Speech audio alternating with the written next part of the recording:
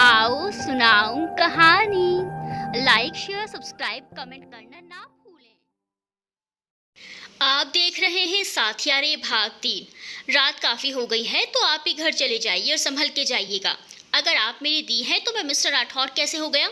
आप यूं भी बोलिए, मुझे बहुत अच्छा लगेगा। युवराज ने स्माइल करते हुए कहा। दी दी कहाँ हैं आप? जाओ दी, भुक्कड़ बुला रही है आपको, मैं जाता हूँ, युवराज ने हंसते हुए कहा और गाड़ी में बैठकर वहां से निकल पड़ा। राठौड़ मैंशन। वंदना, संजय और आकाश युवराज का डिनर के लिए वेट कर रहे थे। आकाश, दी ये भाई कब आएंगे? संजय, बेटा भूख रुक जा, थोड़ा आता ही होगा, वैसे भी उसे भूख कहाँ होगी, आज तो वो श्रद्धा जी का दिमाग खा रहा होगा, है ना दी? संजय ने वंदना की ओर देखकर कहा। उसने आज की सारी बातें वंदना को पहले ही बता दी थी। सही कहा छोटे, हम भी श्रद्धा जी के बारे में सोच रहे हैं, बेचारी कैसे किया होगा आज का काम। वंदना की बात सुनकर संजय को जैसे झटका लगा। अरे दी, वो तो पता नहीं घर पहुंची कि नहीं, मैंने उनसे कहा था कि काम खत्म करके मुझे कॉल कर देना, उनका कॉल तो आया नहीं, मैं भी ऐसा उलझा कि भूल गया उन्हें, तो कॉल करो उन्हें छोटे, हमारी तरफ ऐसे देखो मत। संजय, श्रद्धा के पास कॉल करता है तो कॉल रत्ना उठाती है। हाँ, कौन बोल रहे हैं आप?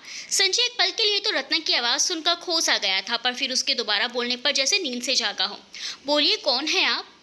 आप कौन हैं? हम श्रद्धा की बड़ी बहन। आप कौन हैं? संजय सिंह राठौड़। मुझे पूछना था कि श्रद्धा जी घर आ गई हैं क्या?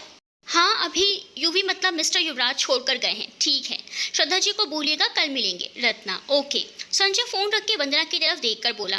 दी, आपके भाई साहब तो श्रद्धा जी के घर पहुंच गए। वंदना शॉक्ड होकर बोली, क्या बात कर रहे हो छोटे? यूवी, वो भी सीधे श्रद्धा जी के घर? संजय, अभी तो बताया दी, यही बात तो कह रहे हैं। वंदना कुशन से संजय को मारते हुए, छोटे मजाक नहीं, सच बताओ क्या बात है? क्या कहा श्रद्धा जी ने? फोन श्रद्धा जी ने नहीं, उनकी बहन ने उठाया था। ये कहकर संजय वंदना को रत्ना से की हुई बातें बताता है। वंदना सोचते हुए, छोटे छोड़ने तो गए थे, पर क्यों? तभी आकाश बोलता है, कुछ तो गड़बड़ है दी, ये इंस्पेक्टर प्रद्युमन बनना बंद कर, समझा?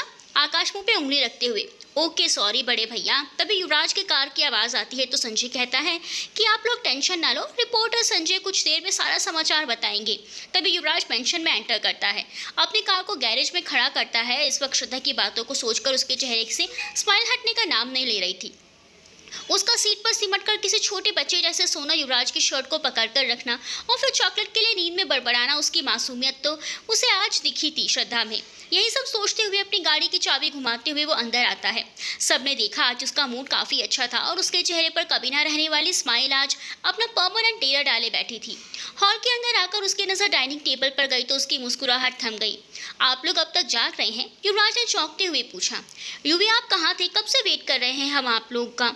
आकाश, भाई प्लीज जल्दी आइए वरना दी हमें खाना नहीं खाने देंगी।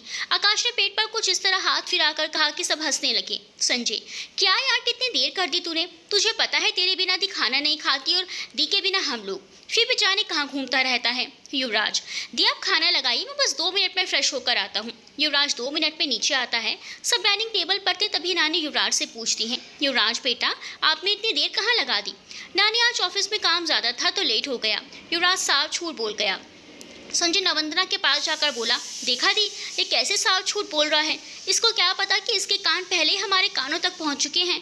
मुझे तो समझ ही नहीं आता ये महाशय इतना कॉन्फिडेंस किस दुकान से थोक के भाव में लेकर आए हैं। छोटे, पहले खाने पर ध्यान दीजिए, बाकी बातें बाद में करेंगे। वो कितना झूठ बोल रहे हैं और सच उसका ब्यौरा वो खुद देंगे। खाना खाने के बाद सब साथ में हॉल में बैठे थे। वंदना संजय के बालों में मालिश कर रही थी और युवराज वहीं पास में लैपटॉप लेकर बैठा था। तभी संजय वंदना के हाथों को पकड़कर उससे युवराज से आज के बारे में पूछने के लिए कहता है। वो वंदना मना कर देती है, लेकिन आकाश का मुंह कहाँ बंद रहने वाला था। वो आकर युवराज के पास बैठ गया और बड़े प्यार से बोला, भाई आपको आज इतना लेट क्यों हो गया ऑफिस से आने में? बताया तो है ऑफिस में काम ज़्यादा था। सच्ची भाई, ऑफिस में काम था या कहीं और गए थे? अच्छा, तो तू करमचंद बनने की कोशिश कर रहा है? बेटा वो तेरे कॉलेज के एग्जाम कब से स्टार्ट हो रहे हैं, बताना मुझे ज़रा। आकाश झटते हुए बोला, पता नहीं भाई, और मुझे अब नींद आ रही है, मैं तो सोने जा रहा हूँ। Good night everybody. Sanjay, good night बेटा, जा सो जा। वंदना, यूँ भी जाओ, आप भी सो जाओ और आप भी छोटे सो जाइए, अपने छोटे से दिमाग को आराम दीजिए। संजय, यस लेडी बॉस, पहले की इंपॉर्टेंट कॉल करनी है वो कर ले, नहीं तो कल बॉस मार डालेंगे। आप जाइए दी, गुड नाइट। युवराज अपने रूम में बेड पर बैठा था और संजय श्रद्धा के बारे में सोच रहा था। कैसी पागल लड़की है, ऐसे कौन अपना फोन भूल सकता है। छोटी सी है पर बातें देखो, अंधेरों से डरती है और कहती है कि बहुत बहादुर है। बेहिचक मुझसे भिड़ जाती है, कितना सोचती है कि कोई कुछ ना कह दे, इसलिए जॉब भी करती है और खुद को हम ऐसे कहती है जैसे पूरी टोली साथ में हो। और बोलना शुरू करे तो एक बार खिलौने की बैटरी खत्म हो जाए, लेकिन इसका बोलना कहाँ बंद हो सकता है। नींद में चॉकलेट का बंटवारा मंजूर नहीं मोहतरमा को। अचानक की रत्ना की बात बताई सारी बातें याद आती हैं और अब युवराज को अपने बिहेवियर के लिए बहुत बुरा लग रहा था। युवराज उठकर आईने के सामने खड़े हो गए। जब वो इतनी मुश्किलों के बाद भी इतनी खुश रहती है और दूसरों को भी हंसाती है तो तू क्यों नहीं हंस सकता युवराज? अच्छा खासा चेहरा है, फिर भी सड़ाए घूमता रहता है। युवराज की ये बातें सुनकर संजय हंसने लगा तो अभी तक चुपचाप गेट पर खड़ा होकर उसकी बातें सुन रहा था। सही कहा भाई, तू इतना हैंडसम है, कभी हंस भी लिया कर। गलती से ही सही, शायद तुझे खुद को अच्छा लग जाए। वैसे इतना लेट क्यों हो गया था, बता मुझे। हाँ, मुझसे नीचे वाला झूठ मत बोलना कि ऑफिस में काम था, क्योंकि तू ऑफिस से 9 बजे ही निकल गया था। अच्छा काम कर रहे हो संजय सिंह राठौर, अपने बॉस की जासूसी करना मामूली बात नहीं है। संजय युवराज के पेट पर अपना हाथ मारते हुए बोला, बॉस के बच्चे, ज़्यादा बॉसगिरी मत दिखा मुझे। ऑफिस में बॉस की इज्जत देता हूँ, वही काफ़ी है। अच्छा भाई, लगता है पहले दिन ही मिस मिश्रा के साथ का काफ़ी असर हुआ है तुम पर। युवराज ने बेड पर बैठते हुए तंज कसा। संजय उसके पास बैठते हुए बोला, नहीं भाई, मुझे बस तेरी परवाह रहती है। वैसे भी तूने अपनी सक्सेस से इतने दुश्मन पाल लिए हैं कि पूछो मत। जानता हूँ यार, युवराज ने लंबी सांस खींचकर कहा। बात मत घुमा, बता कहाँ था इतनी देर तक। युवराज ने सारी बातें संजय को बता दी। युवराज पूरी दुनिया से झूठ बोल सकता था पर संजय से नहीं। भाई वो सब तो ठीक है, लेकिन ये बता मुझे उसका घर कैसे पता चला, और उसकी हालत देखकर भी किसी ने तुझे कुछ कहा नहीं? मतलब कहीं उसके माँ पापा ने तुझे मारा वारा तो नहीं? युवराज शांति से बेड पर लेटते हुए बोला। घर का पता उसी ने बताया, पूरा डायरेक्शन उसी ने किया। रही कहने की बात, उसकी बुआ और बहन है बस घर में, बाकी उसके माँ पापा लखनऊ में रहते हैं। सच कहूँ तो एक बार उसे ऐसे गिरा के देख मैं डर गया था। होश में जितना ज़्यादा बोलती है, बेहोशी में उतनी ही मासूम लगती है, बिल्कुल एक बच्चे जैसी मासूम। काश वो हमेशा चुप रहे तो कितनी अच्छी लगे ना। सही कहा भाई तूने, लेकिन अब तुझे अच्छे लगने लगी है क्या वो? स्लीपिंग ब्यूटी बन जाए? पागल है क्या, कुछ भी बोलता है। वो बोलते हुए भी काफ़ी अच्छी लगती है, लेकिन बस तब तक जब तक किसी से झगड़े नहीं। संजय भी उसके साथ लेटते हुए बोला, भाई तूने तो बड़ी बारीकी से नोटिस किया है उसकी हर चीज़ को। ये बात कहीं तुझे प्यार तो नहीं हो गया? ये सुनकर युवराज की सांस रुक सी गई। वो उठकर बैठ जाता है और फिर पानी पीते हुए कहता है, भाई कुछ भी बोलता है, पागल हो गया है क्या? मैं और प्यार, वो भी उससे? मतलब हाँ वो अच्छी है, इवन बहुत अच्छी है, लेकिन मैं उससे प्यार नहीं कर सकता। हाँ, तू क्यों करने लगा उसे पसंद? कहाँ वो एक मिडिल क्लास लड़की और तू 1000 करोड़ टर्नओवर वाली कंपनी का मालिक। उसकी आंखें देखी है कितनी अजीब हैं, बिल्कुल वैम्पायर जैसी है। और उसके बाद आज के टाइम में इतने बड़े बाल कौन रखता है? उसकी ड्रेसिंग सेंस कितनी लो क्लास है। सच कहूँ तो मुझे वो बिल्कुल भी पसंद नहीं आई। मतलब बिना जाने समझे कौन ऐसे किसी से भी झगड़ा कर सकता है, और खुद को हम तो ऐसे कहती है जैसे किसी रियासत की राजकुमारी हो। मैं तो उसकी मदद इसलिए कर रहा हूँ क्योंकि दी उसे पसंद करती है। संजय युवराज को उकसा रहा था। ये सब सुनकर युवराज को गुस्सा आ जाता है। उसने संजय की तरफ देखकर कहा, क्या बोल रहा है भाई? तू उसे पसंद नहीं करता तो उसके साथ ऐसी दोस्ती का दिखावा क्यों कर रहा है? वो पहले ही बहुत दुखी है, कहीं तेरा ये नाटक उसे अच्छे लोगों पर से भरोसा हटाने पर मजबूर ना कर दे। भले ही वो मिडिल क्लास है, लेकिन अपनी बातों से जो खुशी वो लोगों को देती है वो करोड़ों रुपये देकर भी नहीं ला सकता कोई। उसकी आंखें अजीब नहीं बहुत प्यारी हैं, पर उनमें पता नहीं क्यों एक उदासी दिखाई देती है। उसके बाल बहुत अच्छे हैं, रेपुंजल जैसे, अगर खुले हो तो ऐसा लगता है जैसे सुनहरी रेत बिखरी हो। उसकी हंसी किसी भी उदास इंसान की आंखों में चमक ला दे। वो किसी राज्य की राजकुमारी हो ना हो, लेकिन अपने घर के प्रिंसेस जरूर है। कहते हुए युवराज श्रद्धा के बारे में सोचने लगता है। संजय ने युवराज को गले लगाकर कहा, you love her my sweet brother. मेरे भाई तुम्हें प्यार हो रहा है उस लड़की से। ये मैजिक कैसे हुआ, कब हुआ नहीं पता, लेकिन इतना जानता हूँ बस हो गया है तुझको तो प्यार युवराज, लाख कर ले तू इनकार युवराज। संजय बस का यार, मुझे नहीं पता ये प्यार है या कुछ और, क्योंकि मुझे रिश्तों और एहसासों के बारे में इतना न पता नहीं। अगर कुछ जानता हूँ तो बस इतना कि जब रत्ना दी ने मुझसे कहा कि श्रद्धा अभी घर नहीं पहुँची तो एक अजीब सा एहसास हुआ, जैसे मुझे सांस ही नहीं आ रही हो, या फिर जैसे मेरा कोई अपना खो गया हो। जब तक मैं उस तक नहीं पहुँचा मेरा पूरा शरीर काँप रहा था। जब उसे बेहोश देखा तो एक पल के लिए तो मैं थम ही गया। मुझे लगा कि मेरी दुनिया ही खत्म हो गई है। ये एहसास पहले कभी किसी के लिए नहीं हुआ मुझे। मैं सारे रास्ते सिर्फ उसे ही देखता हुआ आया। मैं इन एहसासों को कोई नाम नहीं देना चाहता, क्योंकि मुझे डर है मैंने इन्हें नाम दे दिया तो मुझसे रिश्ते की उम्मीदें हो जाएंगी, और अगर कहीं श्रद्धा भी नफरत मेरे लिए कभी कम ना हुई तो मैं टूट जाऊंगा, और तुम जानते हो मुझे ये सब पसंद नहीं। संजय युवराज के कंधे पर हाथ रखते हुए बोला, भाई प्यार ऐसे ही होता है, हमें पता भी नहीं चलता और कोई अजनबी अचानक से हमारा अपना बन जाता है, उसको दर्द देखकर हमें दर्द होता है। रही बात श्रद्धा की तुमसे नफरत करने की, तो वो तुमसे नफरत नहीं करती, तुमसे तो क्या वो अपने दुश्मन से भी नफरत नहीं कर सकती। वो अच्छी है, बहुत ही ज़्यादा अच्छी। युवराज संजय के हाथ को कंधे से हटाते हुए बोला, बस कर, अब ज़्यादा लव गुरु ना बन, ऐसा लग रहा है जैसे खुद ने किसी से बड़ी शिद्दत से पार किया हो। संजय रत्ना की आवाज़ को याद करते हुए बेख्याली में बोला, अभी तक तो नहीं हुआ था, पर अब लगता है कि बस हो गया है। किससे भाई? युवराज ने हैरानी से पूछा। अभी तो बस आवाज़ सुनी है, जिस दिन मिलूंगा सबसे पहले तुझे ही बताऊंगा, वादा है मेरा। वैसे अब मैं सोने जा रहा हूँ, कल श्रद्धा जी से भी मिलना है। कहते हुए संजय युवराज के बेड पर लेट गया। तो अपने कमरे में जाकर सोना, मुझे जल्दी सोना है, कल उससे सॉरी भी तो बोलना है। संजय उठकर चुपचाप उसके कमरे से निकल गया और युवराज थोड़ी ही देर भी नींद की आगोश में। अगले दिन जब युवराज ने श्रद्धा को सॉरी बोला तो श्रद्धा को तो ये सब सपना लग रहा था। मतलब क्या कोई सोच भी सकता है कि मॉन्स्टर राठौड़ इतने अच्छे से बिहेव कर सकते हैं, और तो और सॉरी भी बोल रहे हैं। कहीं हम नींद में तो नहीं है ना? कहते हुए श्रद्धा ने खुद को चिमटी काटी। तभी युवराज ने उसकी तरफ झुककर कहा, नहीं ये सच है, क्योंकि मैं तुम्हें सच में सॉरी बोल रहा हूँ, इसीलिए जल्दी से डिसाइड करने की कोई ज़रूरत नहीं है। मुझे वो करना पसंद है जो मुझे सही लगता है, अब तुम वो करो जो तुम्हें सही लगे। श्रद्धा जिसे ये सब सपना लग रहा था झट से बोल पड़ी, जी सर, अगर आप ऐसा चाहते हैं तो यही सही, हम एक नई शुरुआत कर सकते हैं, तो मिलाइए हाथ, क्यों ना आज से नई दोस्ती की शुरुआत की जाए। युवराज ने कहते हुए अपना हाथ आगे बढ़ा दिया। दोनों ने हाथ मिलाया। तभी मीटिंग रूम से कॉल आता है कि सारे डिपार्टमेंट हेड्स वहां पहुंच चुके हैं। युवराज श्रद्धा को साथ चलने का इशारा करते हुए वहां से चला जाता है। श्रद्धा आज कुछ ज्यादा ही खुश थी। कैबिन से निकले हुए वो जोर से चिल्लाई, मॉन्स्टर राठौड़ इतने भी बुरे नहीं हैं जितना खुद को दिखाते हैं। दी सही कहती हैं। खुद से ही बात करती श्रद्धा का ध्यान सामने था ही नहीं। तभी वो किसी से टकरा जाती है और उसके हाथों की फाइल नीचे गिर जाती है। वो नजरें उठाकर देखती है तो सामने काले कोट में एक आदमी खड़ा था। हाइट 6 फुट, गोरा रंग, दाएं हाथ की उंगली में रिंग, जिससे पता चल रहा था कि उसकी शादी हो चुकी है। आंखों पर मॉडर्न स्टाइल चश्मा, बाल सेट हुए, व्हाइट शर्ट पैंट पर काला कोट, जिसे देखकर कोई भी कह सकता है कि वो एक वकील है। वो बड़े ही अदब से नीचे गिरी हुई फाइल्स उठाकर श्रद्धा के हाथों में देता हुआ बोला, मोहतरमा संभाल कर, माना खूबसूरत लड़कियों को कुछ भी करने का हक है, मगर ऐसे किसी को गिराने का नहीं, क्योंकि अगर हम यहाँ गिर गए तो हमारा कचरा होना तय है। श्रद्धा फाइल्स को सेट करते हुए बोली, आप कौन हैं? श्रद्धा का सवाल सुनकर उस शख्स ने कहा, जी मेरा नाम दीपक सिंह है। वैसे आप इतनी जल्दबाजी में कहाँ जा रही हैं? युवराज सर के साथ मीटिंग रूम में, हम उनके न्यू सेक्रेटरी श्रद्धा मिश्रा हैं। रिलैक्स, इतना हड़बड़ाने की ज़रूरत नहीं है। क्या मैं मिस्टर संजय या मिस्टर युवराज से मिल सकता हूँ? मैं ठीक हूँ। वैसे अगर युवराज सर की लैंग्वेज में जवाब दूँ तो ये ऑफिस है, कोई मॉल नहीं कि आप यहाँ कोई चीज़ें लेने आए हैं। बिना अपॉइंटमेंट के आप उनसे नहीं मिल सकते। दीपक ने ये सुना तो उनके चेहरे पर मुस्कुराहट आ गई। उन्होंने तिरछी मुस्कान के साथ पूछा, और आप इसे अपनी लैंग्वेज में कैसे कहेंगी? श्रद्धा बड़े सलीके से बोली, आप आकर उनके कैबिन में बैठिए, हम उन्हें कॉल करते हैं। अभी वो नए डीलर के साथ एक इम्पोर्टेंट मीटिंग में है। ज़रूर मोहतरमा, वैसे सच कहें तो आपका अंदाज़ काफ़ी पसंद आया हमें, और हमें ये भी लग रहा है कि आप यहाँ की नहीं हैं। श्रद्धा फ़ोन करते हुए बोले, जो बिल्कुल सही, हम यहाँ से नहीं हैं, लखनऊ से हैं। आप चाय लेंगे या कॉफ़ी? उनका जवाब सुनकर श्रद्धा ने पियोन से एक कप चाय लाने को कहा। कुछ ही देर में पियोन चाय लेकर आया।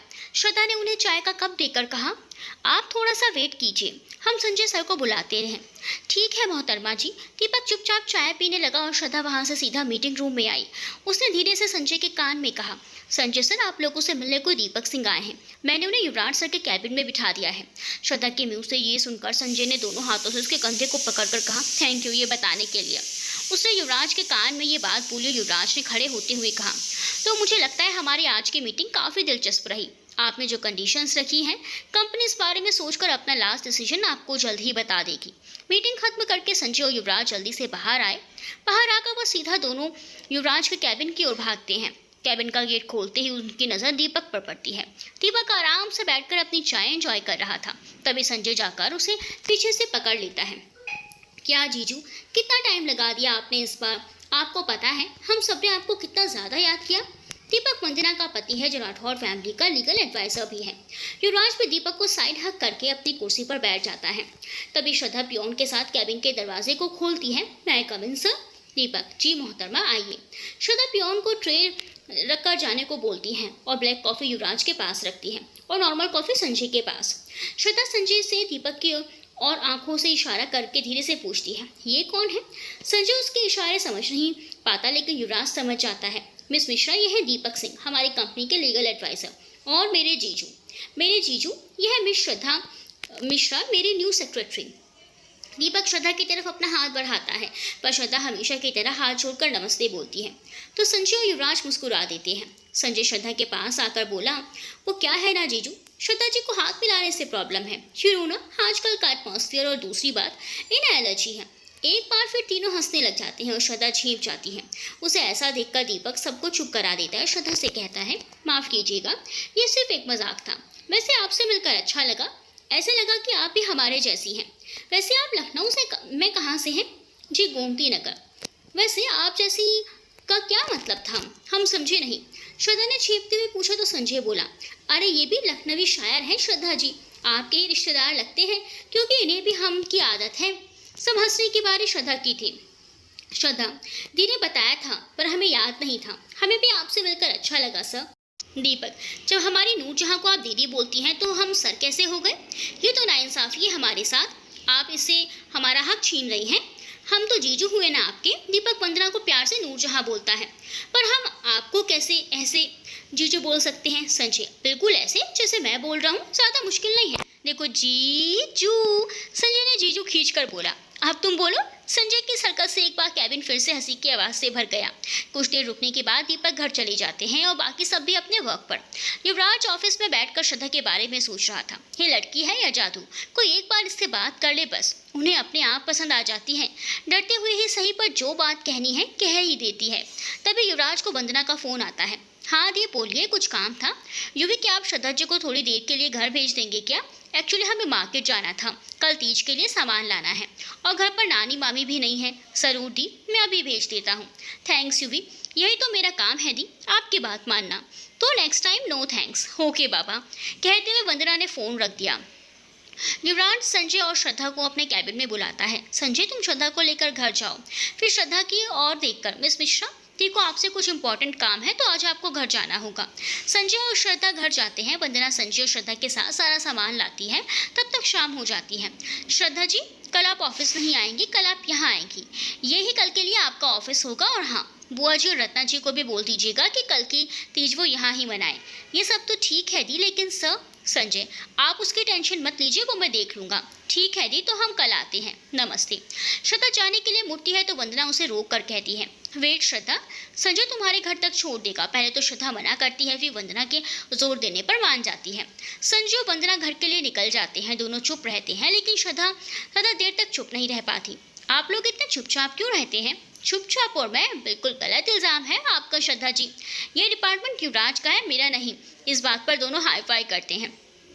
पर वो जितने बुरे हमें पहली मुलाकात में लगे उतने बुरे हैं नहीं।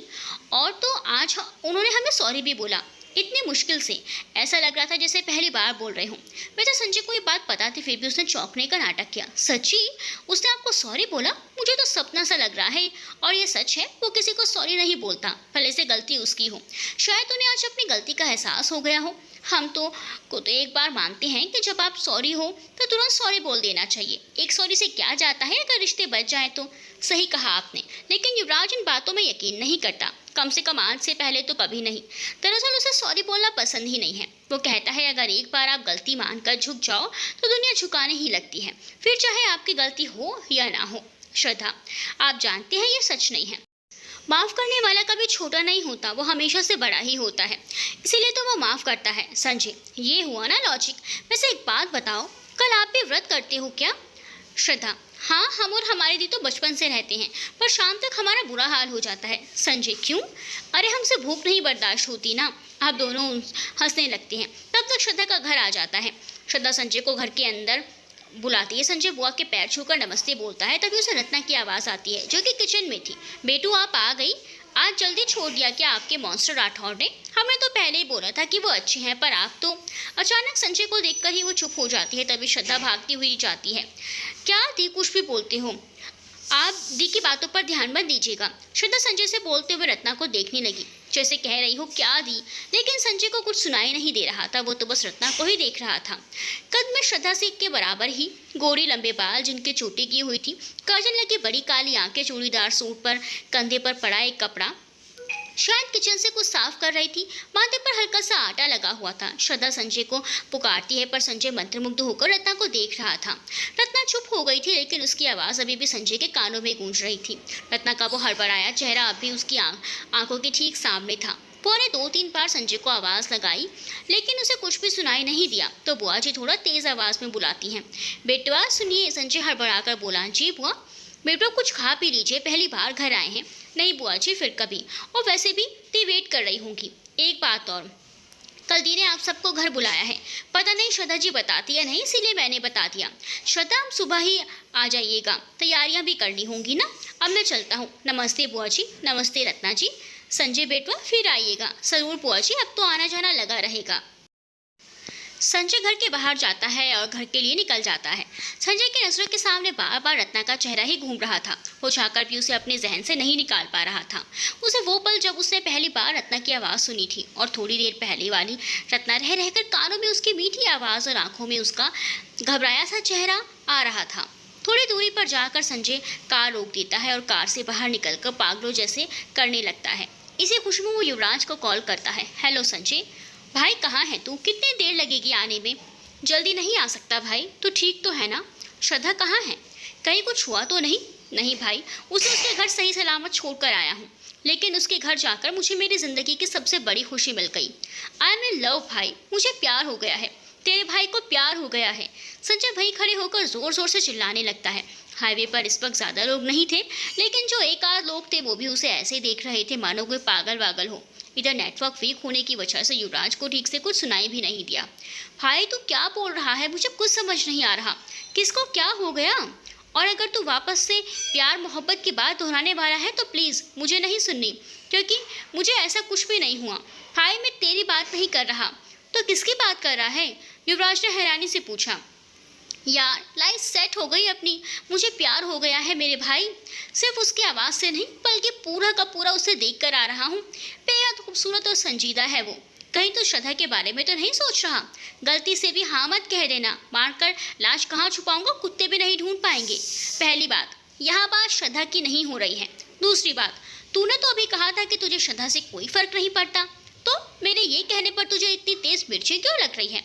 ठीक है, सॉरी, कुछ तो खास है उसमें, लेकिन अभी तू अपनी बात बता। कौन है, कैसी है वो लड़की? इसके लिए तो इतना उतावला हुआ जा रहा है। संजय हाईवे पर खड़ा होकर जोर जोर से युवराज को ये सब बता रहा था। वो इतना एक्साइटेड था कि अगर वहाँ कोई पुल होता तो वो कूद ही जाता। आते जाते लोग उसे देख रहे थे, पर उसे इन सब से कोई फर्क नहीं पड़ रहा था। आखिर पड़ता भी कैसे? उसे तो दुनिया जहाँ की खबर थी नहीं इस वक्त। उसने तो अभी के अभी खुद के चारों तरफ मोहब्बत की ख्याली दुनिया जो बना ली थी। उसे तो ये तक एहसास नहीं था कि फ़ोन पर युवराज है। युवराज बार बार उसे बुला रहा था और वो सब चीखे जा रहा था। युवराज जोर से चीखा, ओए पागल आशिक, मुंह बंद कर ले अपना, वरना चंदा पागल खाने छोड़ आएगी तुझे। अब संजय का ध्यान युवराज पर गया। उसने वापस फ़ोन कान से लगाते हुए कहा, भाई मुझे तो ऐसा लग रहा है कि मैं हवा में हूँ। सारी दुनिया कितनी खूबसूरत लग रही है। मुझे लग रहा है कि मैं ज़ोर से चिल्लाकर सबको बता दूँ। बस कर नौटंकी अब, वरना अभी जो बात मैंने मजाक में कही थी ना, लोग सच में कर डालेंगे।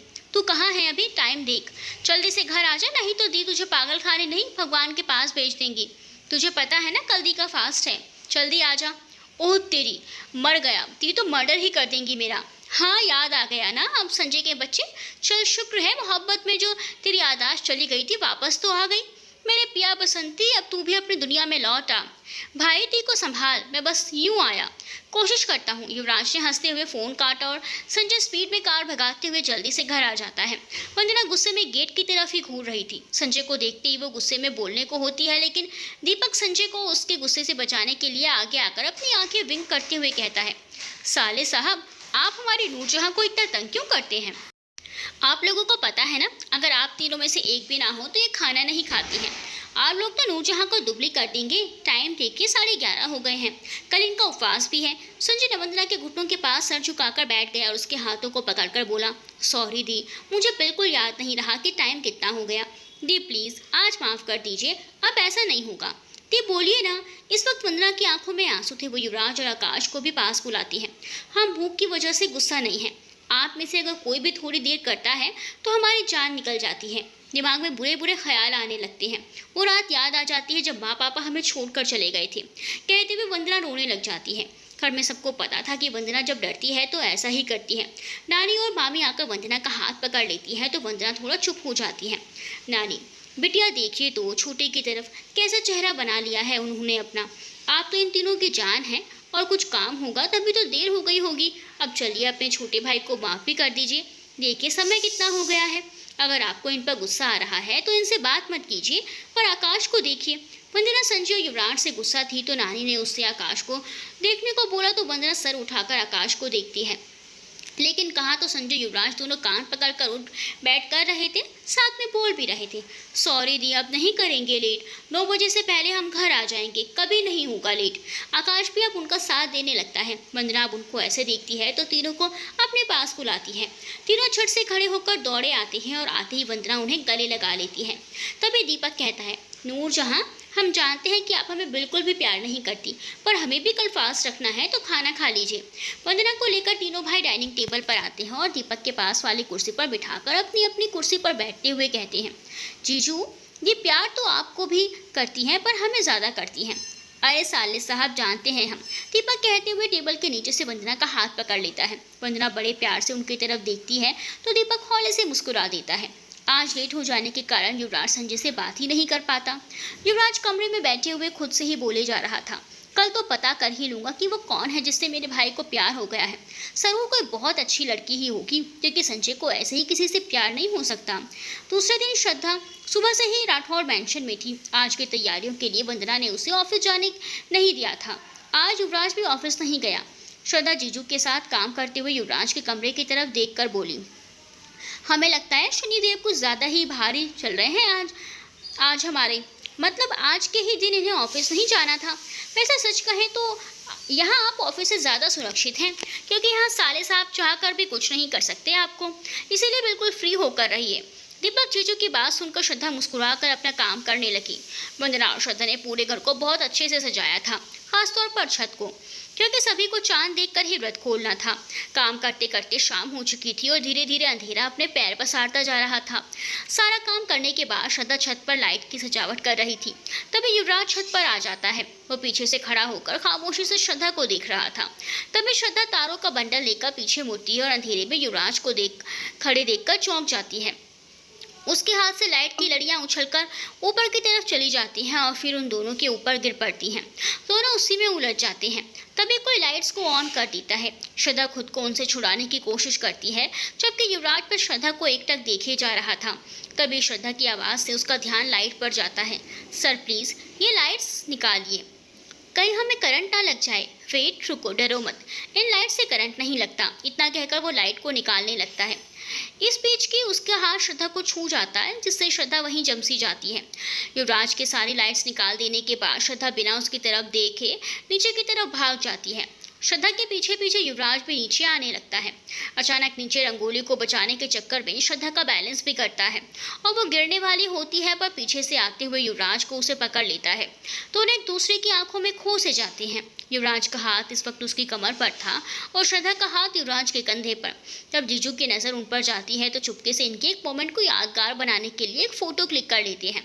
वो वंदना को बुलाकर ये सीन दिखाते हैं।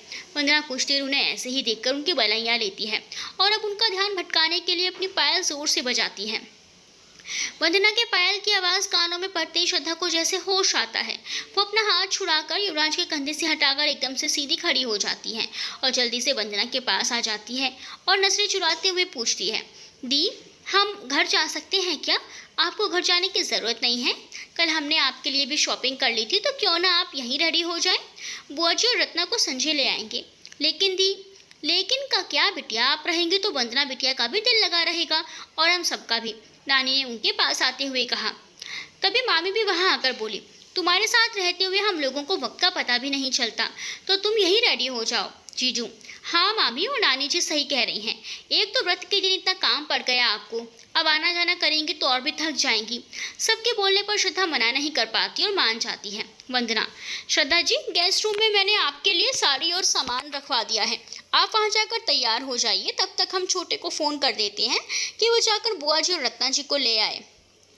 सीढ़ियों के पास खड़ा युवराज उनकी बातें सुन रहा था। जब उसे पता चला कि गेस्ट रूम में श्रद्धा के लिए साड़ी और ज्वेलरी रखी है तो उसने उसे वहां से उसी साड़ी को हटाकर अपनी माँ की साड़ी और कंगन रख दिए और चुपके से आकर हॉल में बैठ गया।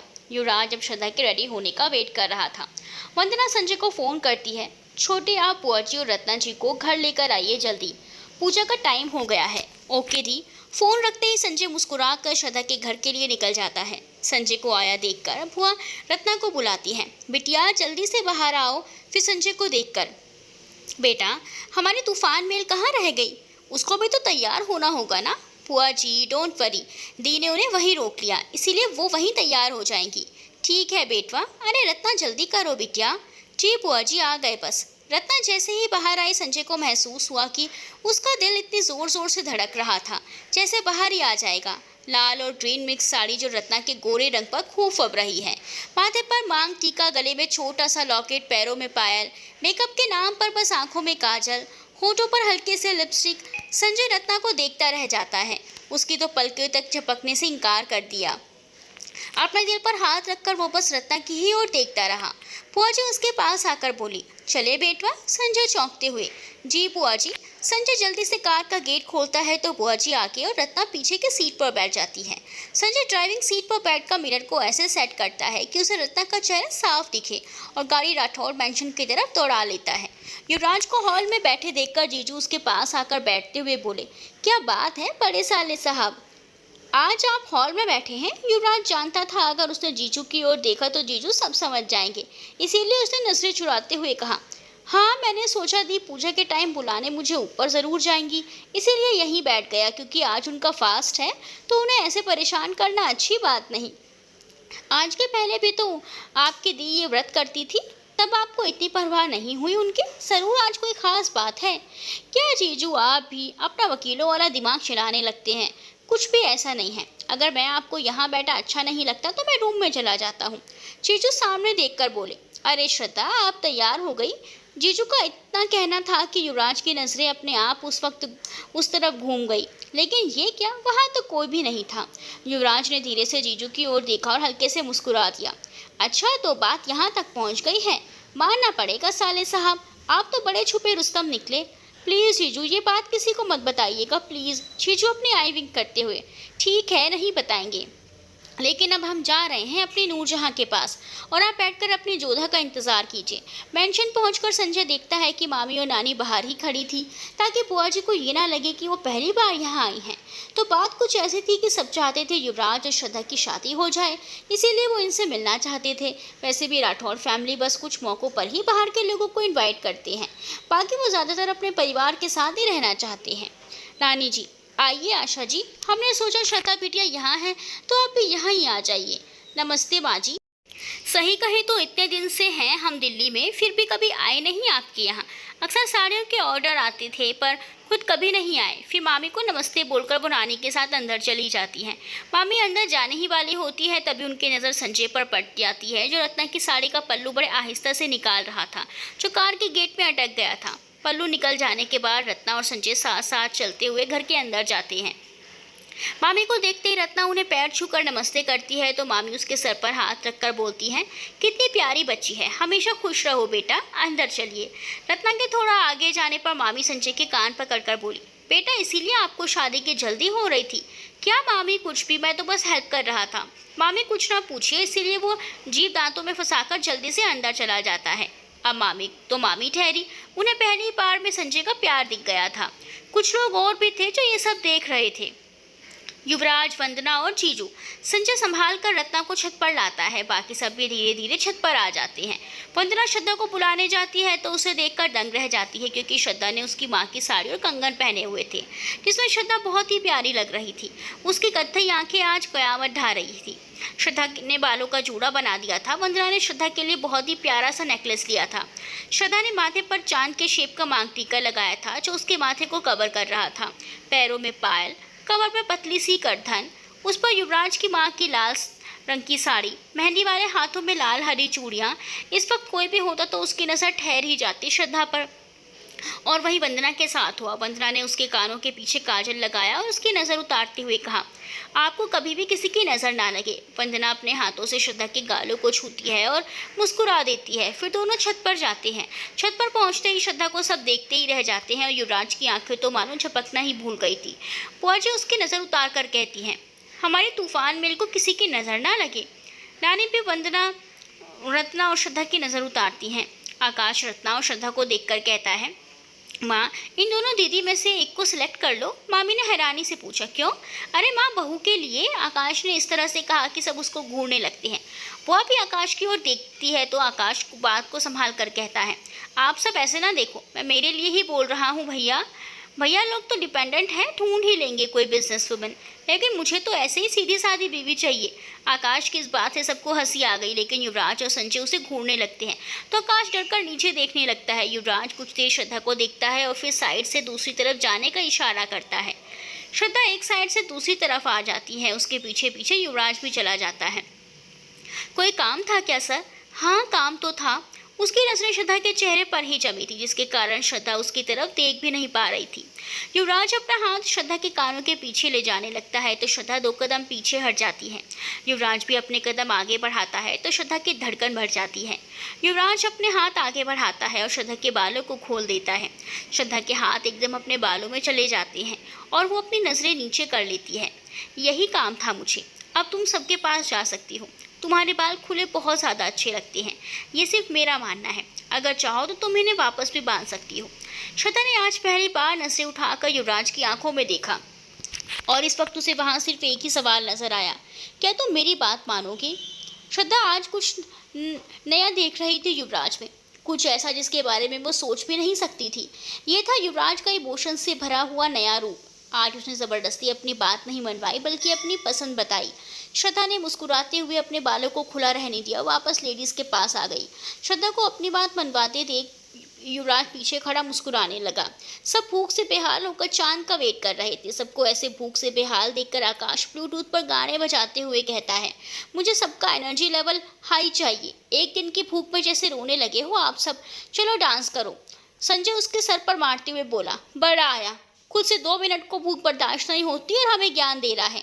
आकाश श्रद्धा की तरफ जाते हुए कहता है, हाँ, क्योंकि यहाँ की सारी खूबसूरत लड़कियों के साथ मैं कभी भी डांस कर सकता हूँ, लेकिन आपको और युवराज भाई को इसके लिए सोचना पड़ेगा। संजय को चिढ़ाते हुए उसने कहा। वंदना श्रद्धा और रत्ना को उठाकर डांस करने लगा। सुबह से कुछ न खाने की वजह से अचानक श्रद्धा को चक्कर आने लगा था। वो धड़ाम से नीचे गिर जाती है। युवराज और बाकी सब भागकर उसके पास जाते हैं। युवराज उसका सर अपनी गोद में लेकर उसका चेहरा थपथपाता है और वंदना के हाथ से पानी लेकर श्रद्धा को पिलाता है।